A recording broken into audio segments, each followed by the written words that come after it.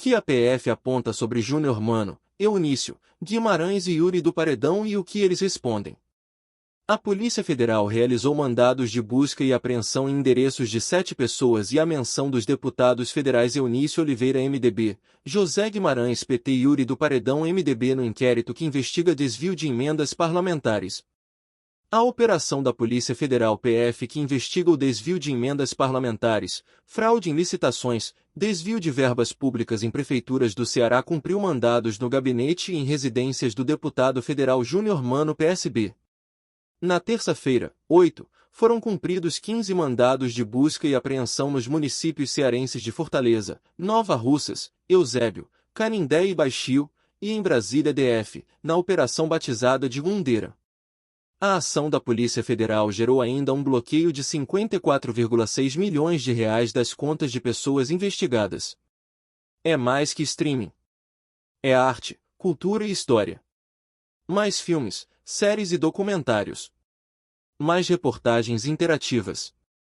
Mais colunistas exclusivos. São ainda investigados crimes de organização criminosa, captação ilícita de sufrágio, lavagem de dinheiro e falsidade ideológica com fim eleitoral. A operação foi autorizada pelo ministro do Supremo Tribunal Federal STF, Gilmar Mendes. Na representação enviada pela Polícia Federal ao ministro, há menções não apenas a Júnior Mano, mas também aos deputados federais Eunício Oliveira MDB, José Guimarães PT e Yuri do Paredão MDB. Todos os 4 congressistas negam irregularidades. A pedido da PF, o ministro autorizou instauração de investigação específica, além da que já tem Júnior Mano como alvo, para apurar eventual participação de agentes políticos com foro privilegiado na destinação ilícita e execução de recursos federais de emendas parlamentares e transferências de recursos públicos. Confira os papéis de cada um dos nomes envolvidos e mencionados pela PF. Júnior Mano. As provas e investigações da Polícia Federal apontam com destaque a suposta participação central do deputado federal Júnior Mano como figura estruturante de uma organização criminosa voltada à utilização indevida de recursos públicos e à manipulação de processos eleitorais em diversos municípios cearenses. A atuação do parlamentar extrapola a esfera meramente política, configurando-se como operador ativo da engrenagem criminosa, diz o inquérito. De acordo com as diligências, o deputado Ibebeto Queiroz PSB, prefeito cassado de Choró, distante 168,1 km de Fortaleza, lideravam o grupo que autorizava a destinação de emendas parlamentares, inclusive de terceiros, para prefeituras previamente cooptadas, mediante exigência de retorno financeiro, um imposto, na ordem de 12%. Há referência expressa em áudios que o grupo de que as verbas do gabinete seriam destinadas à compra de apoio político, ao financiamento oculto de campanhas e ao pagamento de influenciadores e jornalistas, segundo a PF. Os mandados de busca e apreensão tiveram como alvos, além de Júnior Mano, Adriano Almeida Bezerra, Carlos Douglas Almeida Leandro, Iago Mariano Pedrosa Santana, Lúcio Alves Barroso e Iago Viana Nascimento. Veja o papel de cada um segundo as investigações da PF. Adriano Almeida Bezerra é assessor direto de Júnior Mano, ocupa posição estratégica dentro do grupo investigado, desempenhando o papel de intermediador técnico e político nas operações de liberação de recursos públicos, segundo a PF. Carlos Douglas Almeida Leandro, figura importante no núcleo empresarial da organização, conforme a PF, como sócio administrador da empresa Cariri Edificações, Serviços, com centenas de interações com Bebeto Queiroz a respeito de contratos com prefeituras cearenses. Lúcio Alves Barroso Republicanos, prefeito do município de Baixio, teria o papel de gestor de contratos públicos voltados ao abastecimento financeiro da organização, com destaque aos serviços de transporte escolar e locação de veículos em Quixeramobim e Tabuleiro do Norte. Em áudios trocados com Bebeto, Lúcio relata os pagamentos já realizados e informa que os valores restantes seriam entregues por intermediário identificado como Maurício para entregar o dinheiro. Iago Mariano Pedrosa Santana, o investigado manteria reiteradas interações com Bebeto, as quais revelariam o exercício do papel de articulador financeiro da organização, com conhecimento das atividades do grupo e inserção da divisão de tarefas, diz a PF. Iago Viana Nascimento. Iago facilitaria a inserção de empresas nas licitações, como também orientava diretamente as etapas administrativas e logísticas atuação fraudulenta. O que disse Júnior Mano? Em nota, o deputado federal afirmou: o deputado Júnior Mano não tem qualquer participação em processos licitatórios, ordenação de despesas ou fiscalização de contratos administrativos. Como parlamentar, o deputado não exerce qualquer função executiva ou administrativa em prefeituras, não participa de comissões de licitação, ordenação de despesas ou fiscalização de contratos administrativos. O parlamentar reafirma sua confiança nas instituições, em especial no Poder Judiciário e na Polícia Judiciária Federal, e reitera seu compromisso com a legalidade, a transparência e o exercício probo da função pública. Tem plena convicção de que, ao final da apuração, a verdade dos fatos prevalecerá, com completo esclarecimento das circunstâncias e o reconhecimento de sua correção de conduta. Ao correspondente do Povo em Brasília, João Paulo Biagi, Júnior Mano disse: eu não vendi e nem negociei emenda. Ele atribuiu o caso à perseguição do ex-senador Chiquinho Feitosa, Eunício Oliveira e José Guimarães. Nestas investigações em que apuravam articulação de transferências com indícios de favorecimento a empresas vinculadas ao grupo de Bebeto Queiroz, foram identificadas tratativas que envolvem menções aos deputados federais José Guimarães e Eunício Oliveira. Eles, assim como Júnior Mano, são pré-candidatos ao Senado Federal pelo Ceará em 2026. As investigações da PF apontam que em diálogo mantido entre Bebeto e Carlos Douglas, há referência à emenda parlamentar atribuída a José Guimarães, supostamente intermediada por Ilomar Vasconcelos, atual vice-prefeito de Canindé, com possibilidades de destinação para saúde, pavimentação ou sarramento.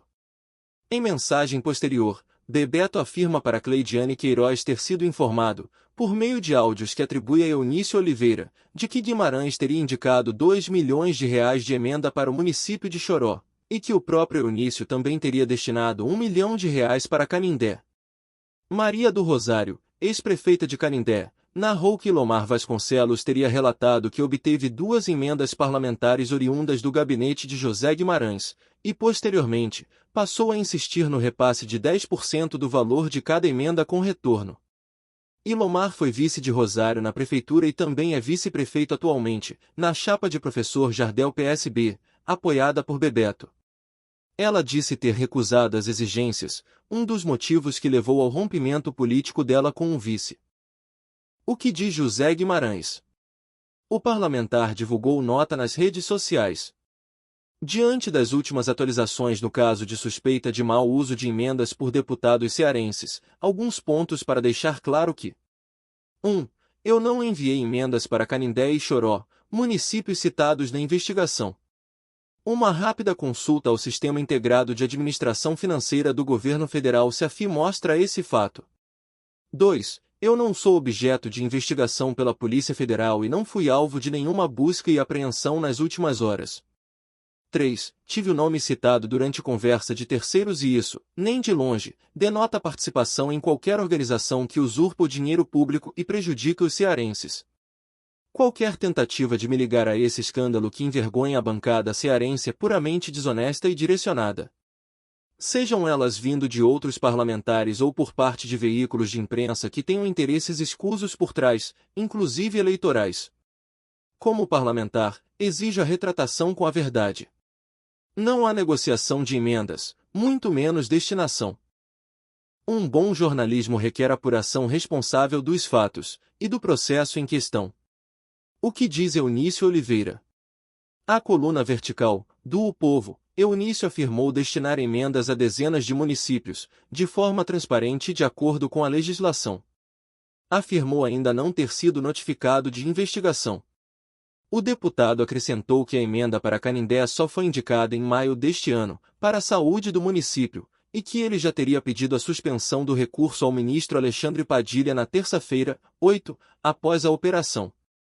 Nesta quarta-feira, o parlamentar enviou o link de uma notícia segundo a qual Gilmar Mendes teria dito a ele não haver inquérito para investigar o MDBista Yuri do Paredão. O parlamentar Yuri do Paredão tem vinculação nas investigações em diferentes níveis, considerados a partir de registros que apontam que o deputado federal teve interlocução direta e indireta com o núcleo operacional liderado supostamente por Bebeto Queiroz, segundo a PF. Uma assessora de Yuri, Lanuzzi, teria tido contato com o prefeito de Choró, solicitando informações acerca de um plano de ação da execução do tipo transferência especial destinada ao município. O deputado destinou 10 milhões de reais em emendas para a cidade. Há registros de diálogos diretos entre Yuri e Bebeto em que o parlamentar questiona se há alguma comissão intergestores bipartite C e B aprovada com pedido de aumento de limite de área de alguma cidade sua. O que diz Yuri do Paredão? O parlamentar se manifestou por meio da assessoria: não há, em absoluto, acusações em meu nome, como pode ser verificado nas matérias da imprensa e no inquérito em questão. Ele acrescentou não estar envolvido em nenhuma acusação legítima. Acredito na importância do diálogo respeitoso e construtivo, e estou comprometido em fazer política com seriedade, transparência e respeito pela verdade.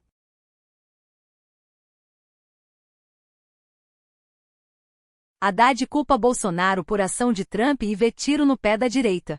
O ministro Fernando Haddad, da Fazenda, diz que o tarifaço de Trump contra o Brasil foi articulado pelo clã Bolsonaro. O ministro da Fazenda, Fernando Haddad, afirmou nesta quinta-feira 10/7 que as tarifas de 50% impostas pelo presidente dos Estados Unidos, Donald Trump, sobre exportações brasileiras têm caráter político e foram articuladas pelo clã Bolsonaro. Segundo Haddad, o tarifaço teria sido gestado por integrantes da família do ex-presidente Jair Bolsonaro PL, com o objetivo de escapar do processo judicial que está em curso no Supremo Tribunal Federal STF. A única explicação da imposição das tarifas unilaterais é de caráter político envolvendo a família Bolsonaro, disse em entrevista com mídias independentes no canal do Centro de Estudos da Mídia Alternativa Barão de Itararé. Trump, tarifas Brasil e Bolsonaro. Trump tem ameaçado o mundo com um tarifaço e dá atenção especial ao grupo do BRICS e ao Brasil. O presidente norte-americano já ameaçou aplicar taxas de 100% aos países membros do bloco que não se curvarem aos interesses comerciais dos Estados Unidos. Após sair em defesa do ex-presidente Jair Bolsonaro, Trump decidiu impor as tarifas de 50% sobre exportações brasileiras. De acordo com o líder norte-americano, o Brasil não está sendo bom para os Estados Unidos. O presidente Lula reagiu invocando a soberania brasileira e informou que a resposta à taxação será por meio da Lei Brasileira de Reciprocidade Econômica. Ao anunciar tarifa de 50% sobre produtos brasileiros, Trump indicou que pode rever a medida se o Brasil abrir seu mercado e remover barreiras comerciais. Haddad reforçou que a movimentação do deputado federal licenciado Eduardo Bolsonaro PLSP nos Estados Unidos é uma evidência de que o tarifaço foi articulado por forças extremistas de dentro do país. Acredito que o tiro vai sair pela culatra, isso não pode se sustentar. Até a extrema-direita vai ter que reconhecer, mais cedo ou mais tarde, que deu um enorme tiro no pé, afirmou o ministro, que indicou que o Brasil seguirá aberto para negociações. Haddad critica Tarcísio de Freitas. O ministro do presidente Luiz Inácio Lula da Silva PT também criticou o governador de São Paulo, Tarcísio de Freitas republicanos, na questão do tarifaço. Haddad avaliou que o governador de SP errou muito. O governador errou muito. Ou bem uma pessoa é candidata a presidente ou candidato a vassalo. Não há espaço no Brasil para vassalagem. Desde 1822 isso acabou. O que está se pretendendo aqui? Ajoelhar diante de uma agressão unilateral sem nenhum fundamento econômico, sem nenhum fundamento político, provocou Haddad. Ele entende que o Brasil encontrará um caminho para superar um dia ruim para manter boa relação entre os países. Além disso, Haddad cobrou união no país para resolver a questão do tarifaço. Não podemos discriminar ninguém os setores. É um dia ruim, não resta dúvidas. É uma agressão que vai ficar marcada como uma coisa inaceitável e inexplicável. Um governo entrar na onda de um político extremista local para atacar um país, avaliou ele. Receba no seu e-mail as notícias Boletim Metrópolis. Frequência de envio, diário. Aliado de Bolsonaro e nome articulado na direita para disputar as eleições de 2026, Tarcísio, responsabilizou o presidente Lula pelas tarifas impostas pelo governo de Trump. Nas redes sociais, o governador escreveu que Lula colocou sua ideologia acima da economia, e esse é o resultado. O governador disse que não adianta se esconder atrás do Bolsonaro, pois a responsabilidade é de quem governa. Tiveram tempo para prestigiar ditaduras, defender a censura e agredir o maior investidor direto no Brasil. Outros países buscaram a negociação. Não adianta se esconder atrás do Bolsonaro. A responsabilidade é de quem governa. Narrativas não resolverão o problema, pontuou Tarcísio. O que diz Eduardo Bolsonaro? Na noite dessa quarta-feira 9/7, Eduardo Bolsonaro, que está nos Estados Unidos para buscar sanções contra o ministro Alexandre de Moraes, disse que nada disso ocorreria sob a presidência do pai e que a taxação é resultado dos abusos de Moraes. Na nota divulgada, o parlamentar admite que participou de articulações que envolviam respostas ao Brasil. Qual vai ser a primeira frente? A primeira frente vai ser organizar reuniões com os setores da economia brasileira, principalmente aqueles que vão ser mais atingidos pelo tarifaço. A ideia, de acordo com ministros do governo Lula que foram ouvidos pela coluna do Igor Gadelha, é discutir juntos, conjuntamente, linhas de proteção, ou seja, para tentar evitar maiores prejuízos que possam ser trazidos por essa taxação que está prevista para acontecer, segundo Donald Trump, a partir do dia 1º de agosto. Esse anúncio foi feito no fim da tarde, né, dessa quarta-feira, você acompanha aqui. A segunda frente de reação do Lula, né, do presidente Lula e da equipe de governo dele, foi que ele acionou o ministro da Fazenda, Fernando Haddad, o Mauro Vieira, que é ministro das Relações Exteriores lá do Itamaraty, e também o vice-presidente Geraldo Alckmin, que é ministro da Indústria e do Comércio, para negociarem com o governo Trump. Ou seja, colocou ali nomes de peso do governo para ir direto tratar com o governo Donald Trump para tentar chegar a um acordo em relação a essas tarifas essas que são de 50%. Vamos lá, antes de chegar na terceira, na verdade, só um detalhe que também o Igor Gadelha traz aqui para a gente. É porque já tem gente dentro do governo que está defendendo que Lula vá até a Organização Mundial do Comércio contra a tarifa do governo Trump. Isso aí ainda está sendo aventado, não faz parte das estratégias, mas tem gente no governo já querendo que a Organização Mundial do Comércio seja acionada. E essa terceira frente de reação do governo Lula, essa é mais política. O que é que vai acontecer? A estratégia do Palácio do Planalto é explorar politicamente esse anúncio dessas taxas, jogando a culpa das tarifas de 50% no ex-presidente Jair Bolsonaro e nos seus aliados, ou seja, colocar no bolsonarismo essa pecha de que foi culpa deles, foi por culpa deles que Trump decidiu anunciar essa retaliação em relação ao país. O Trump fez um comunicado, né, deixou claro ali que está preocupado com o Brasil, que tem todas questões que envolvem, né, até mesmo o ministro Alexandre de Moraes, enfim. Então, o governo quer pegar essas informações e usá-las politicamente para apontar, tornar o bolsonarismo como responsável por essa taxação. Então são essas três frentes, a matéria completa está aqui no metrópolis.com e eu convido você para entrar no nosso site depois do boletim. Já que eu falei de bolsonarismo está isolado na defesa dessa taxação imposta por Donald Trump aqui ao Brasil. Essa é a análise de especialistas que foram ouvidos aqui pelo Metrópolis. Você, claro, como a gente está falando aqui, acompanhou desde ontem o anúncio feito por Trump de que vai taxar em 50% os produtos brasileiros exportados lá para os Estados Unidos.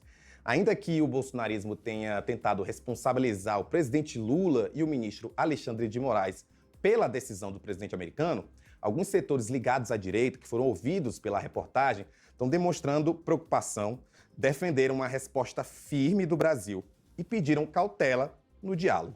A Frente Parlamentar da Agropecuária, que tem ligação com o agronegócio, disse num pronunciamento que a nova alíquota produz reflexos diretos e atinge o agronegócio nacional, com impactos no câmbio, no consequente aumento de custo de insumos importados e na competitividade das exportações brasileiras. O presidente da Frente Parlamentar do Empreendedorismo, Joaquim Passarinho, que é do PL de Bolsonaro, disse ver com tristeza o anúncio e que a decisão de Trump é um exagero. Quem também se pronunciou foi a Confederação Nacional da Indústria, dizendo que a imposição de 50% de tarifas sobre o produto brasileiro por parte dos Estados Unidos foi recebida com preocupação e surpresa. Então você está vendo aí que vários setores da sociedade brasileira já estão demonstrando sua cautela, sua preocupação em relação a esse anúncio que aconteceu ontem, feito pelo presidente Donald Trump. Já tá valendo?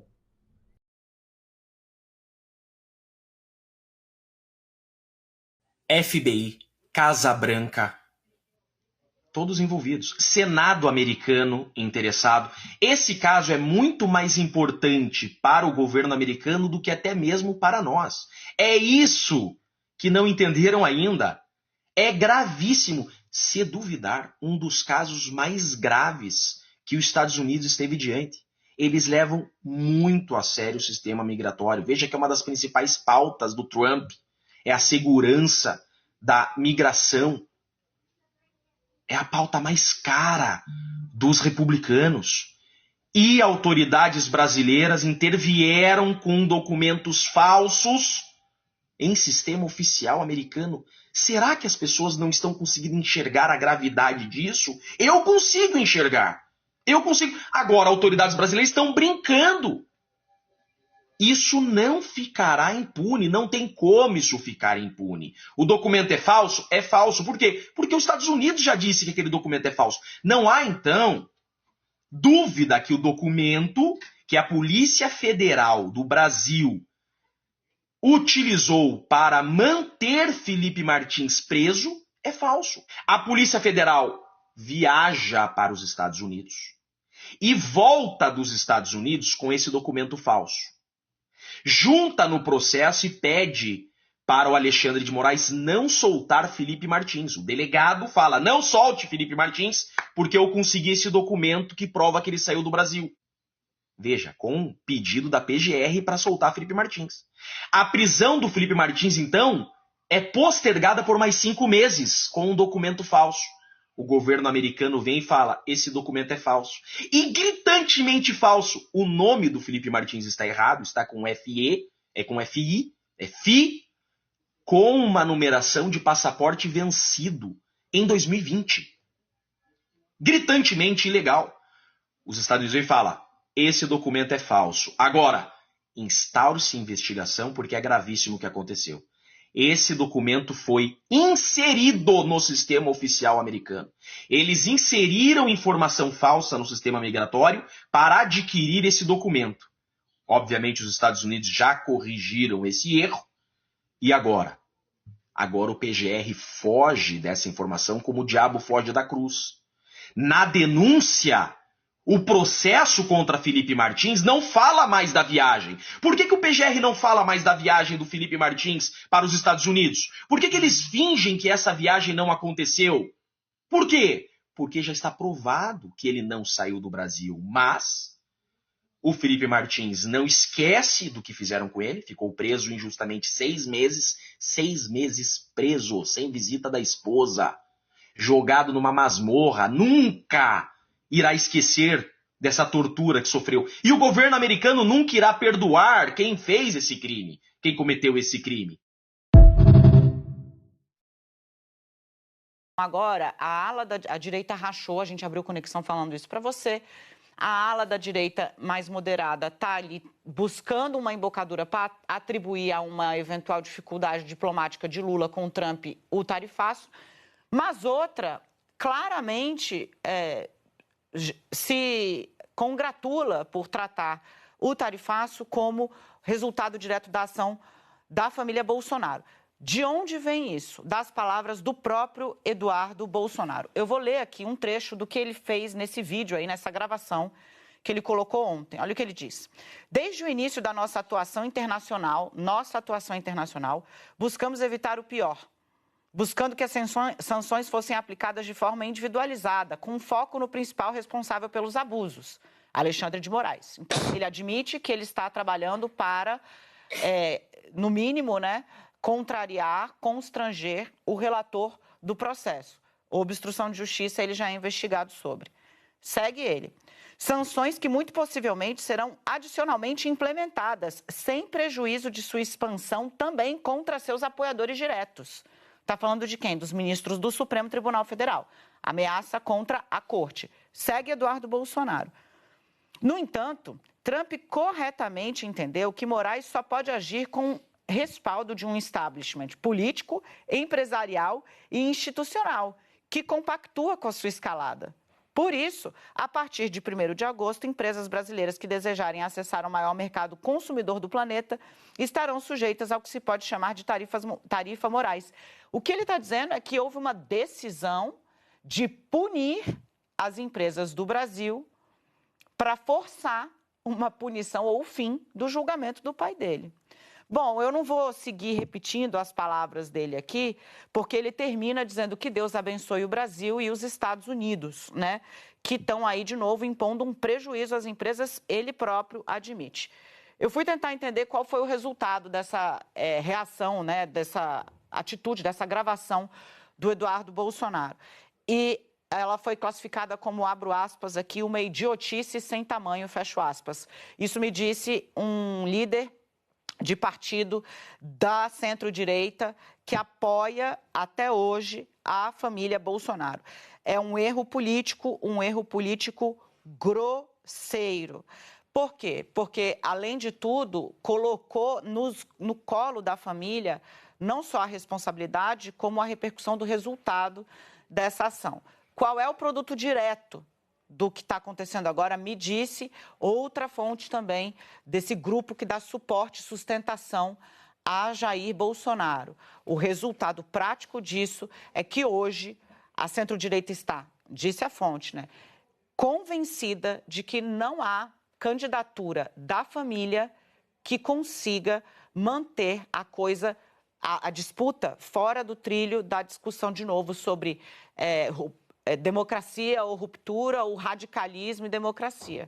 Dificulta uma candidatura que venha do clã Bolsonaro e foi água no moinho do governador de São Paulo, Tarcísio de Freitas, já aí praticamente aclamado pelo mercado financeiro. Nós estamos vendo uma sanção sem precedentes no Brasil. 50% é a maior taxa imposta pelos Estados Unidos a qualquer país do mundo. O que Donald Trump anunciou hoje, senhor presidente, deputado Hugo Mota, é uma sanção econômica contra um país, dizendo o deputado Evair de Mello em sua carta ao Lula, que aqui cidadãos estão sendo censurados e perseguidos, que o Brasil não é mais uma democracia, é ditadura. O Brasil, neste momento, integra o rol de países vistos pela maior democracia do Ocidente como um pária internacional. E a culpa é do Lula. A culpa é do Supremo Tribunal Federal.